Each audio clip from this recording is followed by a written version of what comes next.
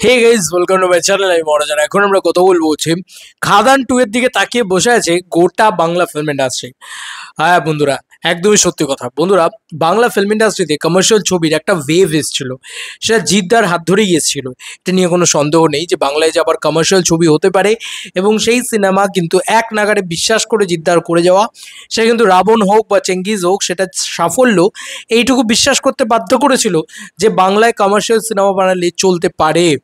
এটা দেবদাকেও বিশ্বাস করতে, একটা সাম লেভেল বিশ্বাস না করলে সে খাদান বানাতেই পারতো না। তো সে যখন বিশ্বাস করেছে, সেটা কিন্তু জিদ্দার ওই ছবিগুলো চলছে চলছে চলছে দেখেই বিশ্বাস করেছে। হ্যাঁ, হয়তো সেই ছবিগুলো খাদান লেভেলে 26 কোটি টাকার বক্স অফিস কালেকশন হয়তো করেনি, তো সেই ছবিগুলো কোনো ছবি হয়তো 4 কোটি টাকা 5 কোটি টাকার ব্যবসা করেছে, কোনো ছবি হয়তো 10 কোটি টাকার ব্যবসা করেছে বা 9 কোটি টাকার ব্যবসা করেছে। অল টোটালের কথা বলছি, চেঙ্গিজের কথা বলছি, 9 কোটি টাকার মতন ব্যবসা করেছে।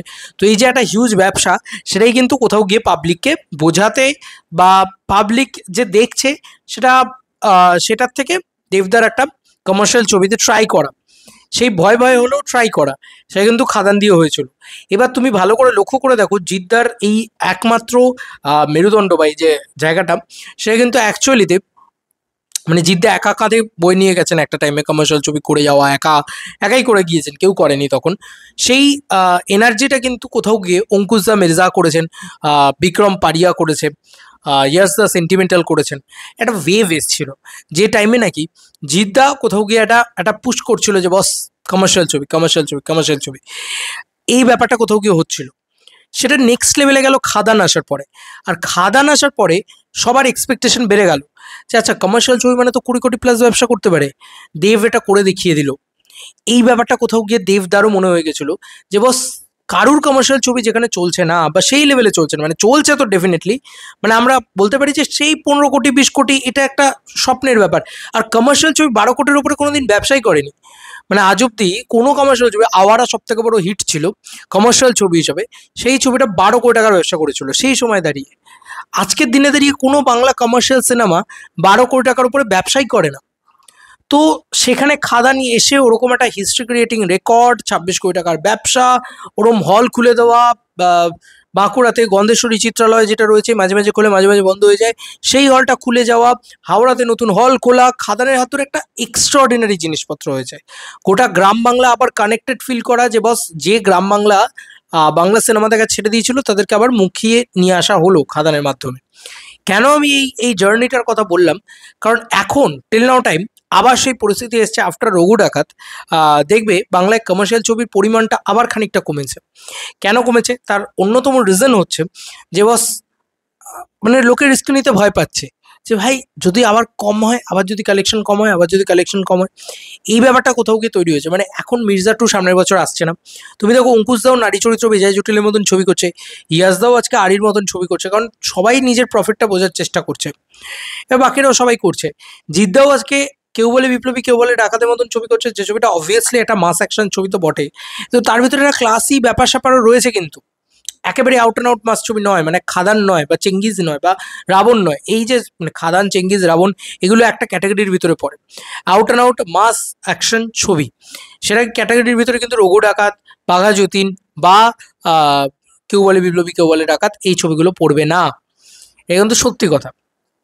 যদিও রঘু ডাকাত অনেক বেশি মাস আপিলভাবে মানান, কিন্তু এখন বড় বক্তব্য হচ্ছে খাদান হিট হওয়ার পরে গ্রাম বাংলায় একটা জিনিস লক্ষ্য করা গিয়েছে, সে হচ্ছে বাংলা ছবির গান আবার গুনগুন করা। ঠিক আছে, এই ব্যাপারগুলো লক্ষ্য করা গেছে। এবার খাদান 2 এর ওপরে দাঁড়িয়ে আছে কিন্তু বাংলা ছবির, বাংলা কমার্শিয়াল ছবির ভবিষ্যৎ। আজকে দেবদা যে কমার্শিয়াল ছবিটা বানাচ্ছেন বা কমার্শিয়াল বাংলা বড় কমার্শিয়াল ছবি যেটা নিয়ে আসতে চলেছেন, যে সেলিব্রেশন ছবিটা নিয়ে আসতে চলেছেন, সেই ছবিটা যদি খাদান পার্ট 1-এর থেকেও বেশি ব্যবসা করে, অ্যাজ লাইক 30 CR এর মতন ব্যবসা করে, তাহলে কিন্তু বাংলা কমার্শিয়াল ছবির একটা রেভলিউশন ঘটে যাবে। কীরকম?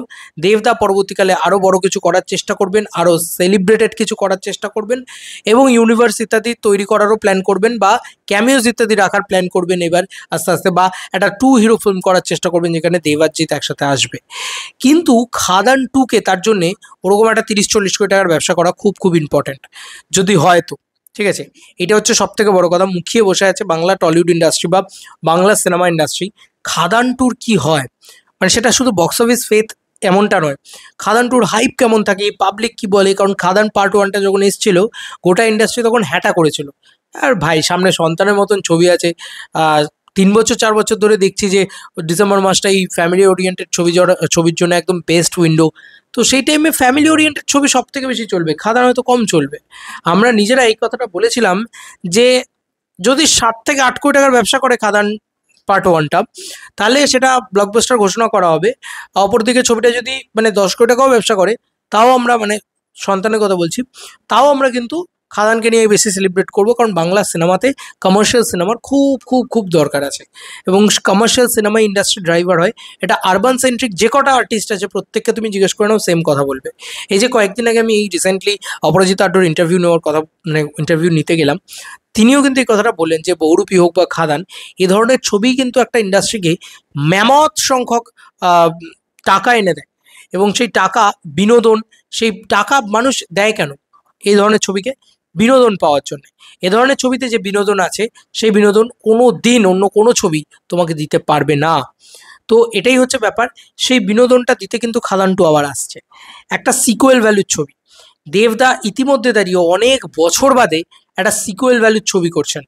মানে সিকুয়েল দেবদা করেনি নি এতদিন ধরে, ভালো করে যদি লক্ষ্য করে দেখো, যা ছবি করেছেন সব স্ট্যান্ডালোন ছবি করেছেন। পার্ট 2 এই করা কিন্তু দেবদা অনেকদিন ধরে ছেড়ে দিয়েছেন। লাস্ট তার চ্যালেঞ্জ 2, পাগলু 2, এইসব অ্যামাজন অভিযানের মানে পার্টটা, সেটা একটা সিকুয়েল। কিন্তু এর বাদ দিয়ে অ্যামাজন অভিযানের পরবর্তীতে দেবদা কোনো সিকুয়েল ভ্যালুর ছবি করেননি। খাদান কিন্তু খুব টাটকা একটা ছবি, যেটার খুব তাড়াতাড়ি সিকুয়েল হয়তো তৈরি হতে চলেছে। তো এই সব কিছু মিলিয়ে খাদানের দিকে পাবলিক তাকিয়ে বসে আছে, জনতা তাকিয়ে বসে আছে খাদান 2 এর দিকে, এবং তার সঙ্গে সঙ্গে খাদান 2 এর দিকে ইন্ডাস্ট্রি তাকিয়ে বসে আছে। হয়তো এসবিএফ সিদ্ধান্ত নেবে খাদান 2 চলার পরে যে আমরা আরও মানে দেব ছাড়াও মাউন্টিং করব কমার্শিয়াল ছবি আবারও। এটা এসবিএফ হয়তো সিদ্ধান্ত নেবে, সুরিন্দর ফিল্মস হয়তো সিদ্ধান্ত নেবে যে দেব ছাড়াও আমরা কমার্শিয়াল ছবি আরও বানানোর চেষ্টা করবো, কারণ আমাদের এই মার্কেটটা সব থেকে বেশি টাকা এনে দিচ্ছে। ঠিক আছে, এগুলো কিন্তু হবে। এবং বাকি যারা যারা ছোটোখাটো প্রোডাকশন হাউস আছে তারা প্রত্যেকে ভাববে, তুমি দেখো না একটা খাদান হওয়ার পরে একটা ব্রহ্মা অর্জুন হয়েছে, এটা সব থেকে বড় এক্সাম্পল।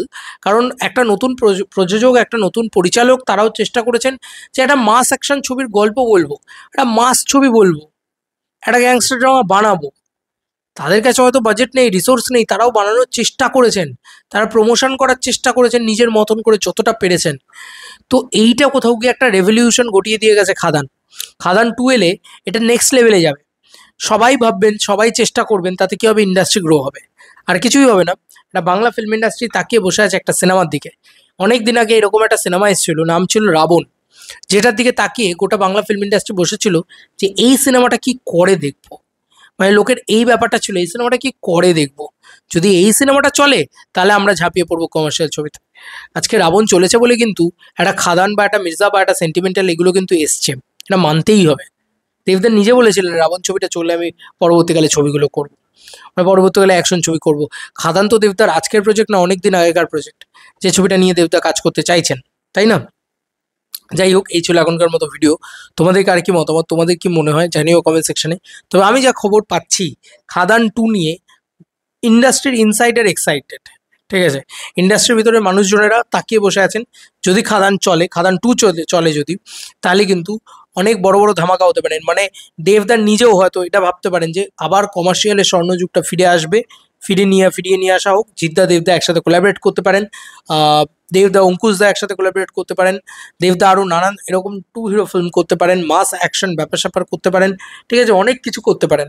জিৎ গাঙ্গুলি আবার ফিরে আসতে পারে, ডান্স কোরিওগ্রাফাররা অলরেডি ফিরে এসছে। তো বুঝতেই পারছো যে একটা সেলিব্রেশন নেক্সট লেভেলে গিয়ে হতে পারে যদি খাদান 2 ম্যাসিভভাবে ওয়ার্ক করে এবং ম্যাসিভভাবে সেটার হাইপও ওঠে।